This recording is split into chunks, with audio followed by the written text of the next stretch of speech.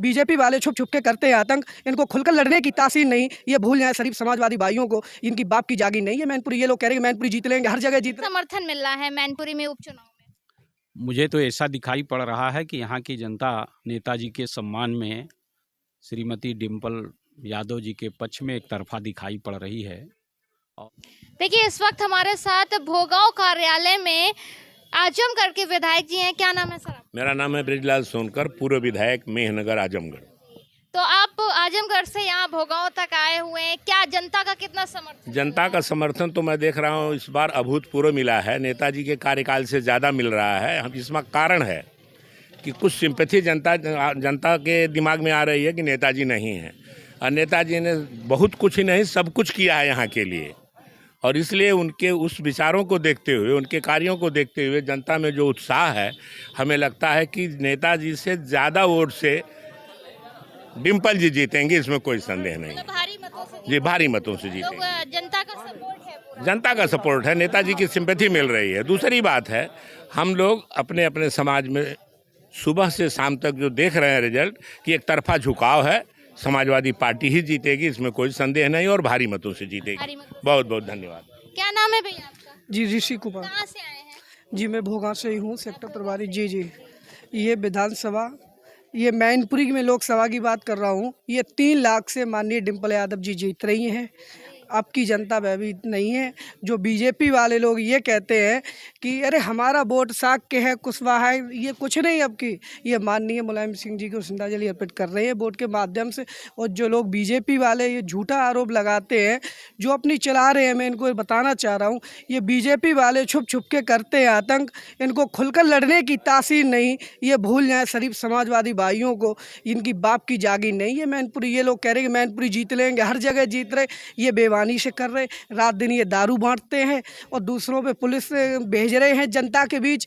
ये सब ये प्रभाव डाल रहे हैं। ये सोच रहे हैं हम ये मैनपुरी लोकसभा जीत लेंगे, इनकी औकात नहीं, इनकी दम नहीं है। जो जीत ले जनता माननीय डिम्पल जी के साथ है रात दिन। और ये भोगांव विधानसभा की बात मैं कर रहा हूँ, अब की बार 1 लाख से प्लस जीत रही है यहाँ से विधानसभा भोगांव से। जी जी जी।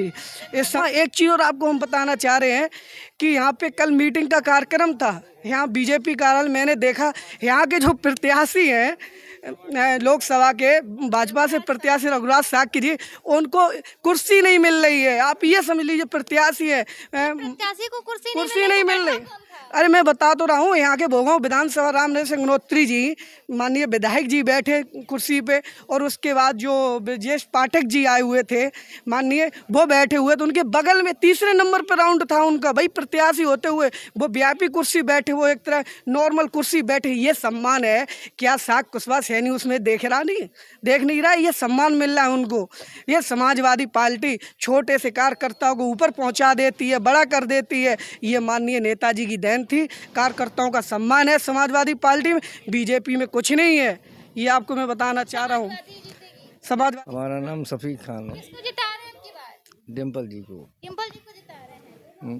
क्यों, कमल नहीं खिलाएंगे क्या? नहीं, कमल नहीं खिलाएंगे? नहीं साइकिल ही दौड़ेगी? साइकिल ही दौड़ेगी। हम आपको एक चीज़ मैडम और बताना चाह रहे, उनसे कहिए बीजेपी वालों मान सम्मान देना चाहें, देना नहीं पा रहे हैं। ये बताइए, साक्य समाज को मान सम्मान नहीं दे पा रहे, ये लोकसभा के प्रत्याशी को मान सम्मान नहीं देना चाह रहे, तो ये आम जनता को क्या देंगे ये बताइए। ये बिछड़े हैं, दलित हैं, उनका मान सम्मान समाजवादी पार्टी करना जानती है, बीजेपी वाले नहीं करना जानते हैं। बीजेपी वाले नहीं करना जानते हैं, वो तो बस आरक्षण देखिए क्या ख़त्म कर दिया आम आदमी का। अब वो बेकाने वाली जनता नहीं है, ये मैनपुरी है। मेरा नाम रमेश प्रजापति, पूर्व मंत्री और राष्ट्रीय सचिव समाजवादी पार्टी। क्या माहौल है? आप कहाँ, भोगांव से ही हैं या बाहर से? मैं जनपद गाजियाबाद मोदी नगर से हूँ। गाजियाबाद से? जी जी जी। क्या माहौल है अब की बार मैनपुरी का? बात माहौल की ना करो। दुनिया में 2 विचार हैं और 2 तरह की सरकारें और विचार होते हैं। एक है दलित, वंचित, शोषित, गरीब, नौजवान, किसान, रोजगार की जो बात करते हैं। एक तरफ वे लोग हैं जो पूंजीवाद और कहना नहीं चाहता मनुवाद विचारधारा के लोग हैं। आप जनता ये जान चुकी है कि समाजवादी पार्टी के माननीय श्रद्धेय नेताजी जो रहे हैं और माननीय अखिलेश जी हैं, ये किसानों की बात करते हैं, नौजवानों की बात करते हैं, रोजगार की बात करते हैं। हमारे ज़माने में, हमारी सरकार में 16 नियुक्तियाँ जो है नौकरी की हुई, उसमें 6 लीक आउट हुई। इनकी 18 हुई, 18 की 18 लीक हुई। लेकिन वो तो कहते हैं सख्ती लगाए हैं ना, नकल विहीन परीक्षाएं कराते हैं। इनसे बड़े मदारी, इनसे बड़े झूठे, इनसे बड़े डमरूबाज भारतीय जनता पार्टी नहीं। ये बड़ी झूठी पार्टी है। सिर्फ धर्म और आस्था के अफीम के नशे को चटाकर सिर्फ ये कुर्सी हासिल करना चाहती है। ये मेरा कहना है। जैसा अंग्रेजों ने फूट डालो और राज करो, ये काम भारतीय जनता पार्टी कर रही है। से हैं आप, पहले ये बता दीजिए। ठीक है, बिल्कुल बढ़िया है जी हाँ। कितना समर्थन मिल रहा है मैनपुरी में उपचुनाव में? मुझे तो ऐसा दिखाई पड़ रहा है कि यहाँ की जनता नेताजी के सम्मान में श्रीमती डिम्पल यादव जी के पक्ष में एक तरफा दिखाई पड़ रही है और ऐतिहासिक विजय होगा। ऐतिहासिक विजय होगा। जी हाँ। तो अभी जैसा कि रघुराज साक्य भी हैं, इधर साक्य समाज का वोट बहुत ज्यादा है, क्या लग रहा है साक्य समाज का वोट भी कन्वर्ट होगा या वो डाइवर्ट हो जाएगा?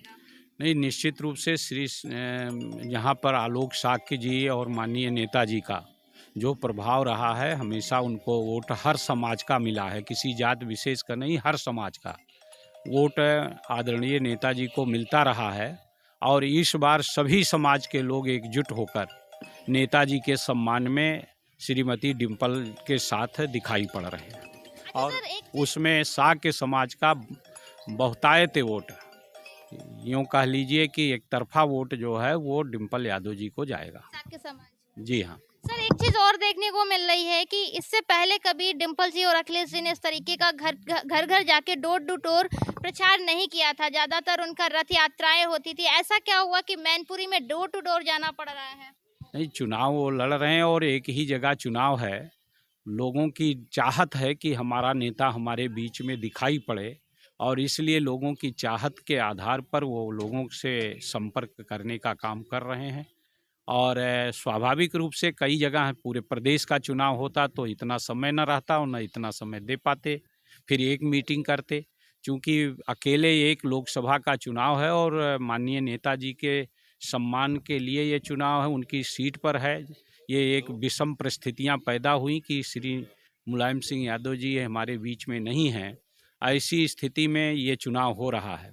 तो लोगों की चाहत के अनुसार आम जनता ये चाह रही है कि आदरणीय श्री अखिलेश यादव जी हमसे हमारे बीच में आवें, हमारे गांव में आवें और उसी आधार पर वो जाने का काम कर रहे हैं। पालपुर सांसद कानपुर। जी, तो आप कानपुर से चलकर मैनपुरी के भोगांव तक आए हैं, कितना समर्थन मिल रहा है लोगों का? यहाँ समर्थन की बात नहीं है, समाजवादी पार्टी का ये गढ़ है। माननीय मुलायम सिंह की ये राजनीतिक पृष्ठभूमि है। पूरी दुनिया में और पूरे देश में मैनपुरी और इटावा के विकास के बारे में विपक्षी लोगों के पास कोई हमला करने का अवसर अगर मिलता है तो वो केवल ये कहते हैं कि उत्तर प्रदेश को समाजवादी पार्टी ने, माननीय मुलायम सिंह जी ने मैनपुरी और इटावा को प्राथमिकता देने का काम किया है, कन्नौज को प्राथमिकता देने का काम किया है। हमें लगता है जो विकास यहाँ हुआ है, जिस तरह से लोगों का माननीय मुलायम सिंह से जुड़ाव है, ये चुनाव नहीं है, ये माननीय मुलायम सिंह जी की श्रद्धांजलि का चुनाव है। जो लोग उनके चाहने वाले, मानने वाले, इस क्षेत्र के रहने वाले हैं, जो समाजवादी विचारक हैं, दलित हैं, पिछड़े हैं, अक़लियत के लोग हैं, सर्वहारा वर्ग के लोग हैं, वो सब ये चुनाव जात से उठकर, धर्म से उठकर ये सीधे सीधे माननीय मुलायम सिंह जी की श्रद्धांजलि देने के लिए वोट करने जा रहे हैं। इसलिए एक तरफा चुनाव है। मतलब इसमें कास्ट फैक्टर नहीं है? No caste factor. Caste factor नहीं है। तो देखिए, हमारे साथ इस वक्त लालजी वर्मा जी थे और समाजवादी पार्टी में कार्यालय में कई सारे लोग बैठे थे जिनसे बातचीत कर रहे थे कि आखिर मैनपुरी विधानसभा में, मैनपुरी लोकसभा सीट में कितना लोगों का समर्थन मिल रहा है।